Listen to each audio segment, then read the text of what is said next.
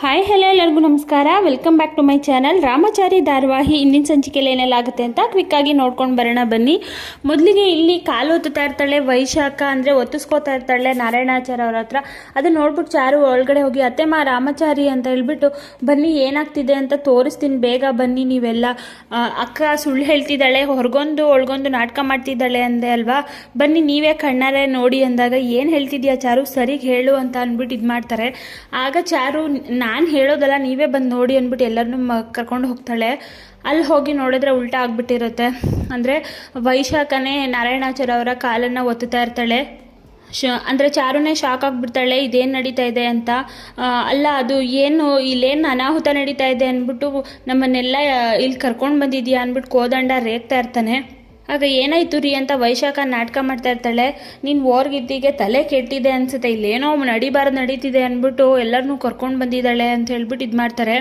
ಆಮೇಲೆ ವೈಶಾಖ ಕಾಲು ಒತ್ತಿಸ್ಕೋತಾ ಇದ್ರು, ದೊಡ್ಡವರು ಚಿಕ್ಕವರು ಅಂತ ನೋಡಿದೆ ಆ ಥರ ಮಾಡ್ತಾಯಿದ್ರು ಅಂದಾಗ ಮಾವನೇ ಇದಕ್ಕೆಲ್ಲ ಆನ್ಸರ್ ಮಾಡಬೇಕು ಅಂತ ಕೇಳ್ತಾಳೆ. ಆದರೆ ಅಲ್ಲಿ ನಾರಾಯಣಾಚಾರ್ಯ ಅವರು ಅಂದರೆ ಸುಳ್ಳು ಹೇಳ್ತಾರೆ. ಸುಳ್ಳು ಹೇಳಬೇಡಿ ಮಾವ, ನಿಜನೇ ಹೇಳಿ ಅಂದಾಗ ಪ್ರತ್ಯಕ್ಷ ಕಂಡ್ರು ಪ್ರಮಾಣಿಸಿ ನೋಡಬೇಕು ಅಂತ ಒಳಗಡೆ ಹೊರಟೋಗ್ಬಿಡ್ತಾರೆ. ಯಾಕಮ್ಮ ಚಾರು ಈ ಥರ ಮಾಡ್ತಿದ್ಯಾ, ಎಲ್ಲರೂ ನೆಮ್ಮದಿ ಹಾಳು ಮಾಡ್ತಿದ್ಯಾ ಅಂದ್ಬಿಟ್ಟು ಎಲ್ಲರೂ ಮನೆ ಒಳಗಡೆ ಹೊರಟೋಗ್ತಾರೆ. ಈ ಕಡೆ ವೈಶಾಖನ ಕರ್ಕೊಂಡು ಕೋದಂಡನೂ ಹೊರಟೋಗ್ತಾನೆ. ಹಾಗೆ ಟಾಂಗ್ ಕೊಡ್ತಾಳೆ ವೈಶಾಖ. ಇನ್ನೊಂದು ಕಡೆ ಮಾನ್ಯತಾ ಮತ್ತು ಮಂಜರಿ ಇಬ್ಬರು ಕೂಡ ಮಾತಾಡ್ಕೋತಾ ಇರ್ತಾರೆ. ನಮ್ಮ ಪ್ಲ್ಯಾನ್ ಸಕ್ಸಸ್ ಆಗ್ತಿದೆ, ಫಸ್ಟ್ನೇ ಪ್ಲ್ಯಾನು ಸಕ್ಸಸ್ ಆಯಿತು, ಥ್ಯಾಂಕ್ಸ್ ಅಂತ ಹೇಳ್ತಾ ಇರ್ತಾಳೆ ಮಾನ್ಯತಾ. ಈಗ ಸೆಕೆಂಡ್ನೇ ಪ್ಲ್ಯಾನು ಏನಾದರೂ ಎಕ್ಸಿಕ್ಯೂಟ್ ಮಾಡಿದ್ಲು ಅಂದರೆ ಇನ್ನೊಂದು ವಾರದೊಳಗಡೆ ನಿನ್ನ ಮಗಳು ನಿನ್ನ ಮನೇಲಿ ಇರ್ತಾಳೆ ಅಂತ ಹೇಳ್ತಾರೆ. ವಾರ ಅಲ್ಲ, ಇನ್ನೊಂದು ಅಂದರೆ ಒಂದು ಗಂಟೆ ಒಳಗಡೆ ಬರ್ತಾಳೆ, ಒಂದು 5-6 ಗಂಟೆ ಒಳಗಡೆ ನಿನ್ನ ಮಗಳು ನಿನ್ನ ಮನೆಗೆ ಬರ್ತಾಳೆ ಅಂತ ಹೇಳ್ತಾ ಇರ್ತಾರೆ. ರಾಮಚಾರಿ ನೀವು ಸುಳ್ಳು ಹೇಳಲ್ಲ ಅಂತ ನನಗೆ ಗೊತ್ತು ಮೇಡಮ್, ಆದರೆ ಇವಾಗ ಸದ್ಯಕ್ಕೆ ನೀವು ಸುಮ್ಮನಿರಿ ಮೇಡಮ್ ಅಂದ್ಬಿಟ್ಟು ರಾಮಚಾರಿ ಹೊರಟೋಗ್ತಾನೆ. ಮೇಲ್ಗಡೆ ಮುರಾರಿ ಮತ್ತು ಅವರಿಬ್ಬರು ಮಾತಾಡ್ತಾ ಇರ್ತಾರೆ.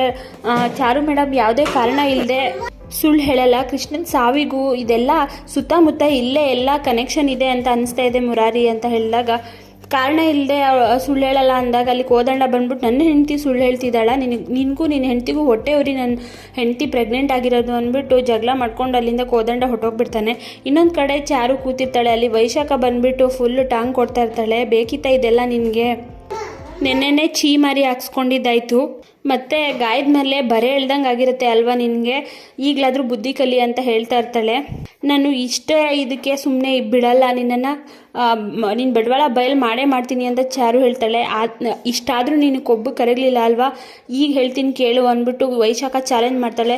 ನನಗೆ ಹೇಳಿದ 24 ಗಂಟೆಯಲ್ಲಿ ನಿನ್ನೆ ಈ ಮನೆಯಿಂದ ಆಚೆ ಓಡಿಸ್ಲಿಲ್ಲ ಅಂದರೆ ಕೇಳು ಅಂತ ಹೇಳಿಬಿಟ್ಟು ಚಾಲೆಂಜ್ ಮಾಡಿಬಿಟ್ಟು ಹೊರಟೋಗ್ತಾಳೆ. ಇನ್ನೊಂದು ಕಡೆ ಚಾರು ನಾರಾಯಣಾಚಾರ್ಯ ಅವ್ರ ಹತ್ರ, ಯಾಕೆ ಮಾವ ಸತ್ಯ ಧರ್ಮ ಅಂತ ನಡೀತಿದ್ದವರು ನೀವು ಅಕ್ಕನಿಂದ ಯಾಕೆ ಹೆದರ್ತಿದ್ದೀರಾ, ದೊಡ್ಡ ಕಾರಣನೇ ಇದೆ, ಯಾಕೆ ಮಾವ ಈ ಥರ ಮಾಡ್ತಿದ್ದೀರಾ ಅಂತ ಕೇಳ್ತಾ ಇರ್ತಾಳೆ.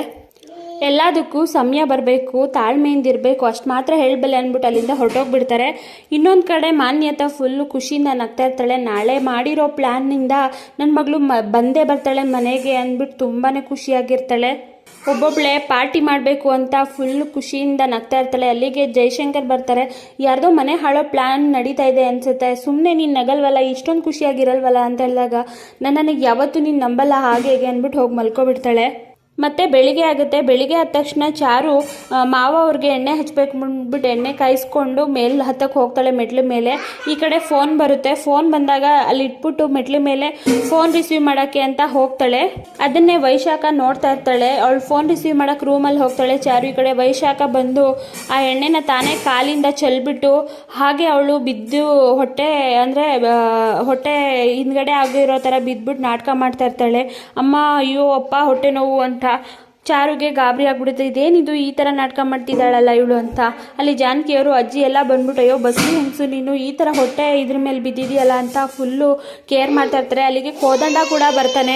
ಹೆಂಗೆ ಜಾರು ಬಿದ್ದೆ ಬಸ್ರಿ ಹೆಂಗಸಿ, ನೀನು ನೋಡ್ಕೊಂಡು ನಡೆಯೋದಲ್ವಾ ಅಂದಾಗ ಚಾರು ಎಣ್ಣೆ ಚೆಲ್ಲಿರೋದು ನೋಡಲಿಲ್ಲ, ಜಾರು ಬಿದ್ದುಬಿಟ್ಟೆ ಅಂದ್ಬಿಟ್ಟು ಫುಲ್ಲು ನಾಟಕ ಮಾಡ್ತಾ ಇರ್ತಾಳೆ. ಚಾರುಗೆ ಫುಲ್ಲು ಶಾಕ್ ಆಗಿಬಿಡುತ್ತೆ. ಸೊ ಇದಿಷ್ಟು ಇವತ್ತಿನ ಸಂಚಿಕೆ ಆಗಿರುತ್ತೆ. ನೆಕ್ಸ್ಟ್ ಎಪಿಸೋಡಲ್ಲಿ ಏನೆಲ್ಲ ಆಗುತ್ತೆ ಅಂತ ನೆಕ್ಸ್ಟ್ ವಿಡಿಯೋದಲ್ಲಿ ತಿಳಿಸ್ಕೊಡ್ತೀನಿ. ವಿಡಿಯೋ ನೋಡೋದಕ್ಕಾಗಿ ಥ್ಯಾಂಕ್ ಯು ಸೊ ಮಚ್.